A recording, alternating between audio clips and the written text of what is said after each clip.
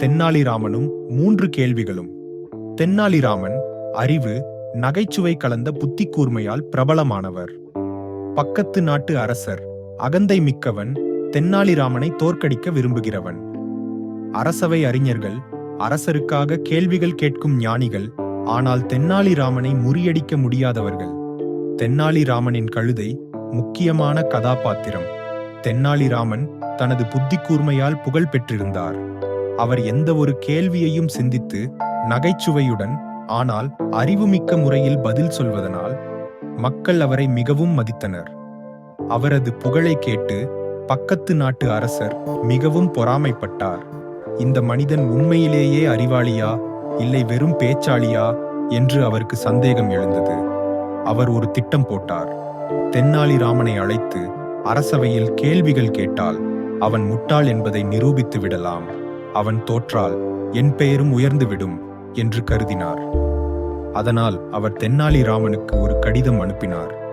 நீங்கள் உங்கள் நாட்டில் பெரிய அறிவாளி என்று சொல்லிக் கொள்ளலாம், ஆனால் எங்கள் நாட்டிற்கு வரவும். உங்கள் அறிவு உங்கள் கழுதையின் அறிவுக்கு சமம் என்று நிரூபிக்கப்படும் என்று அந்த கடிதத்தில் இருந்தது. தென்னாலிராமன் இதை படித்ததும் சிரித்துவிட்டார்.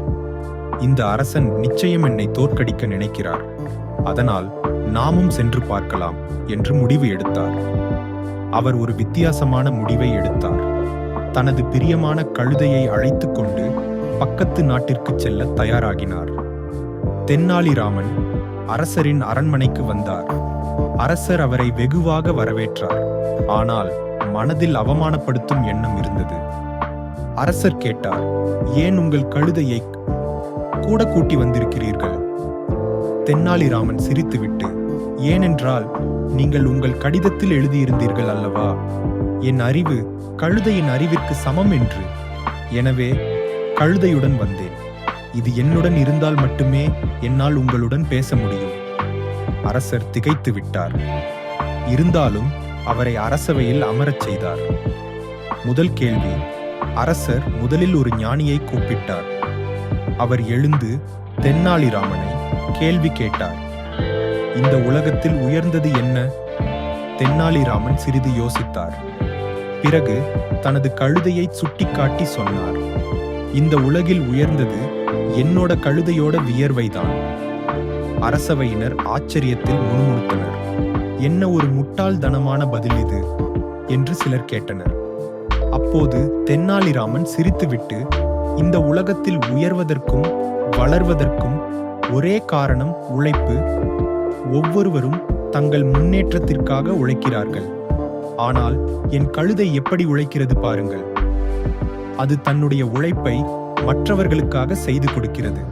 அப்படிப்பட்ட உழைப்பை நீங்கள் மதிக்க மாட்டீர்களா? அந்த ஞானி வெட்கப்பட்டு தன் தோல்வியை ஒப்புக்கொண்டான். அடுத்து மற்றொரு ஞானி எழுந்து கேட்டார், நிலாவின் எடை என்ன? அரசர் மகிழ்ச்சியடைந்து இந்த கேள்வி அவனுக்கு கடுமையான ஒரு சிக்கல் கொடுக்கும் என்று நினைத்தார். தென்னாலிராமன் சிரித்துவிட்டு சொன்னார், நிலாவின் எடை என்னோட கழுதையின் நிழலோட எடைக்கு சமம். ஞானி சிரித்துவிட்டு, நீங்கள் உங்கள் கழுதையின் நிழலை எடையாக காட்ட முடியுமா என்று கேட்டார். தென்னாலிராமன் அமைதியாக சொன்னார், அதற்காக முதலில் நீங்கள் ஒரு தராசில் நிலாவை போடுங்கள். நீங்கள் நிலாவை தராசில் போட்டு எடை கண்டுபிடித்தால் பிறகு நான் கழுதையின் நிழலை எடுத்து வந்து எடையாக காட்டுகின்றேன் என்றார். அனைவரும் வாயடைத்து வியந்தனர். நிலாவை எடையாக கணக்கிட முடியாது என்பதால் இந்த கேள்விக்கும் தென்னாலிராமனே வெற்றி பெற்றார். மூன்றாவது கேள்வி. மறுபடியும் ஒரு ஞானி எழுந்து கேட்டார், இந்த உலகில் சிறந்த அரசர் யார்? தென்னாலிராமன் அமைதியாக தனது கழுதையை சுட்டிக்காட்டினார். அந்த சம்பவம் அரண்மனையில் பெரும் சலசலப்பையும் குழப்பத்தையும் ஏற்படுத்தியது. அரசர் கோபத்தில் எழுந்து, என் முன்னிலையில் கழுதையை அரசனாக கூறுவது என்னை அவமதிப்பதற்கு சமம் என்றார். தென்னாலிராமன் அமைதியாக பதில் சொல்லத் தொடங்கினார், நீங்கள் நன்றாக கவனியுங்கள். உலகில் உள்ள அரசர்கள் அனைவரும் தங்கள் நாட்டை ஆட்சி செய்வதற்காக பிறரின் உதவியை நாடுவார்கள். ஆனால் என் கழுதை தன்னையே ஆட்சி செய்கிறது.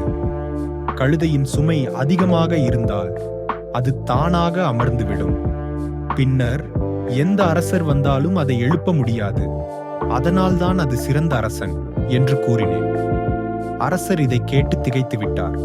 நான் தென்னாலிராமனை அவமானப்படுத்த நினைத்தேன். ஆனால் அவன் புத்தி கூர்மையால் என்னையே வெற்றி பெற்று விட்டான். அவர் தென்னாலிராமனை பாராட்டினார். நீ உண்மையில் அறிவாளிதான். உன்னை நான் மனதார வாழ்த்துகின்றேன் என்று கூறினார். அதற்கு தென்னாலிராமன், அரசன் எப்போதும் அறிவோடு முடிவெடுக்க வேண்டும் என்று கூறி பரிசுகளை பெற்றுக்கொண்டு தனது ஊருக்கு திரும்பினார். உண்மையான அறிவு கேள்விகளுக்கு பதில் அளிப்பதில் இல்லை, அதன் பின்னுள்ள சிந்தனையில் உள்ளது. தன்னம்பிக்கை இருந்தால் எந்த சவாலையும் வெல்லலாம்.